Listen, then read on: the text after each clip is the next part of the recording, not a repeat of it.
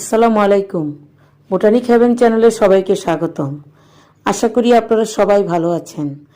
আজকে আমি আপনাদের সাথে ছাদ বাগান সম্পর্কিত একটি ভিডিও শেয়ার করব। এর আগেও আমি বারান্দা বাগান, ছাদ বাগান নিয়ে বিভিন্ন ধরনের ভিডিও শেয়ার করেছি। আশা করি আপনারা আমার চ্যানেলটি ঘুরে আসবেন এবং আমার পাশে থাকবেন। অনেকেরই শখ থাকে ছাদ বাগান করার জন্য। ফুলের গাছ, ফলের গাছ, সবজির গাছ, সব ধরনের গাছই আপনার ছাদ বাগানে ভালো হয় এবং একটু বারান্দার চেয়ে ছাদ বাগানের যত্ন কম করতে হয়।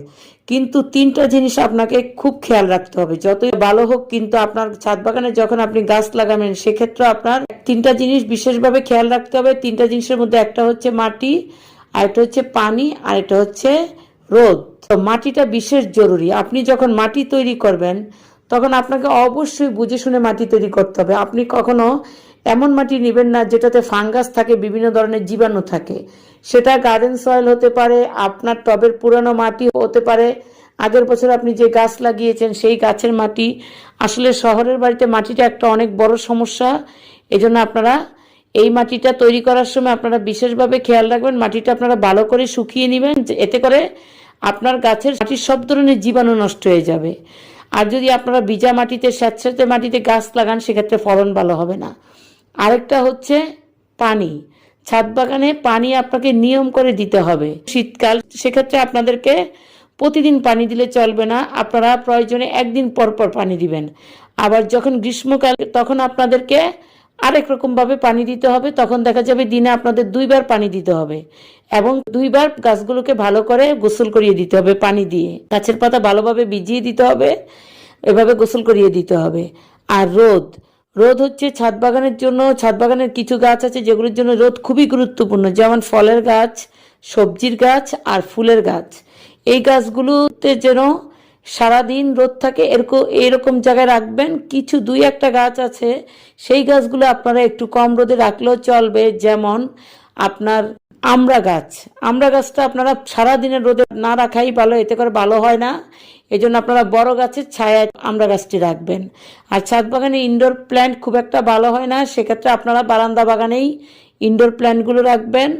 আর কিছু গাছ আছে যেমন বাগান বিলাস, কাটা মুকুট, ড্রাগন, এই গাছগুলোতে আপনারা পানি দেওয়ার সময় খুব খেয়াল করে পানি দিবেন। এই গাছগুলো বেশি পানি পছন্দ করে না, সেক্ষেত্রে অন্যান্য গাছে যদি আপনি প্রতিদিন পানি দেন, কিন্তু এই গাছগুলোতে গাছের মাটি শুকনোর আগে পানি দেওয়া চলবে না, তাহলে কিন্তু গাছগুলো ভালো হবে না এবং ফলনও ভালো হবে না, ফুল ফলও ভালো আসবে না। তো এইভাবে আপনারা আপনার গাছের মাটি, পানি, রোদ, এই তিনটা জিনিস খুব খেয়াল করে দিবেন। আর টব নির্বাচন আরেকটি বিষয়, যেমন ছোট গাছের জন্য ছোট টব, বড় গাছের জন্য বড় টব। বড় টব যখন আপনারা ফুলের গাছ দিবেন, যেমন চন্দ্রমল্লিকা, পিটুনিয়া, এই ধরনের গাছগুলো মৌসুমি ফুল, এগুলোর জন্য আপনারা 6 ইঞ্চি 8 ইঞ্চি টব দিলেই চলবে। কিন্তু আপনারা যখন হাসনাহেনা, তারপর কামিনী, কাঠগোলাপ, এই ধরনের ফুলের গাছ লাগাবেন, তখন আপনাদের টবের সাইজ বড় দিতে হবে। সেক্ষেত্রে 10 থেকে 12 ইঞ্চি, তার চেয়ে বড় টবও দিতে হবে গাছের সাইজ যখন অনেক বড় হয়ে যায়। আর ফলের গাছের ক্ষেত্রে আপনাদেরকে বড় বড় সাইজের বালতি, ড্রাম, এগুলো ব্যবহার করতে হবে। ছোট অবস্থায় ছোট টবে থাকবে, তারপর গাছগুলো আপনারা রিপোর্টিং করে দিবেন। যখন গাছগুলো অনেক বড় হয়ে যাবে তখন আপনারা রুট প্রুনিং করে রিপোর্টিং করে দিবেন বড় টবে বা ড্রাম বা বালতিতে, তখন দেখবেন খুব ভালো ফলন হবে। আর সবজির গাছের জন্য একটু ঝামেলা বেশি, সেগুলো আপনারা বড় টবে দিবেন। প্রথম অবস্থায় একটি গাছ বা কমপক্ষে 12 ইঞ্চি সাইজের টবে, এবং 12 ইঞ্চি সাইজের টবে দিবেন। আর যদি টবের সাইজ আরও বড় হয়, বস্তা বা ড্রাম হয়, সেক্ষেত্রে 2টি লাউয়ের চারা বা 2টি টমেটোর চারা, এইভাবে গাছগুলো লাগাতে পারেন। আর সবজির গাছের জন্য আপনার মাটি তৈরি করার সময় প্রচুর পরিমাণে সার দিতে হবে। সেটা জৈব সার হলেই বেশি ভালো হয়। আপনারা যদি 2 ভাগ মাটির সাথে 1 ভাগ বালি দেন, তাহলে সমপরিমাণ আপনারা জৈব সার দিবেন।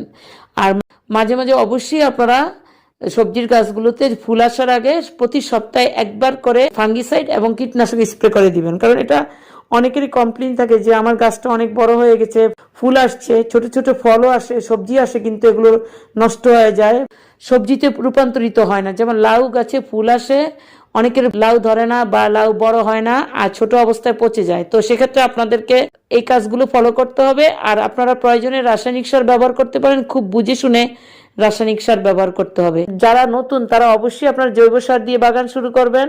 আর যারা অভিজ্ঞ, আমার চেয়ে অনেক ভালো জানেন, তারা তো জানেনই, তারপরে বলবো যে চারা অবস্থায় আপনারা সরিষার খোলের তরল সার ব্যবহার করবেন। তারপর ধারাবাহিকভাবে আস্তে আস্তে সারের পরিমাণ বাড়াবেন, এবং যারা অভিজ্ঞ আপনারা রাসায়নিক সার ব্যবহার করতে কোনো সমস্যা নেই। তবে অবশ্যই যে কোনো গাছ, সবজি, ফুল, ফল যেটাতেই আপনারা রাসায়নিক সার ব্যবহার করেন সেক্ষেত্রে গাছের টবের একদম সাইড ঘেঁষে সারগুলো দিবেন এবং পরিমাণে কম দিবেন। তো এইগুলো হচ্ছে মোটামুটি ছাদ বাগান করার জন্য বেসিক যত্ন। আশা করি আপনারা কিছুটা হলে উপকৃত হবেন। আর যদি আপনারা উপকৃত হন তাহলে অবশ্যই আমার চ্যানেলে অন্যান্য ভিডিওগুলো দেখবেন, আমার চ্যানেলটিকে সাবস্ক্রাইব করবেন এবং আমার ভিডিওতে লাইক করবেন। আর আমার যদি কোনো ভুল থাকে কমেন্ট করে জানাবেন। অনেকক্ষণ কষ্ট করে এবং ধৈর্য নিয়ে আপনারা আমার ভিডিওটি দেখেছেন, এই জন্য আপনাদেরকে অসংখ্য ধন্যবাদ জানিয়ে এখানেই শেষ করছি।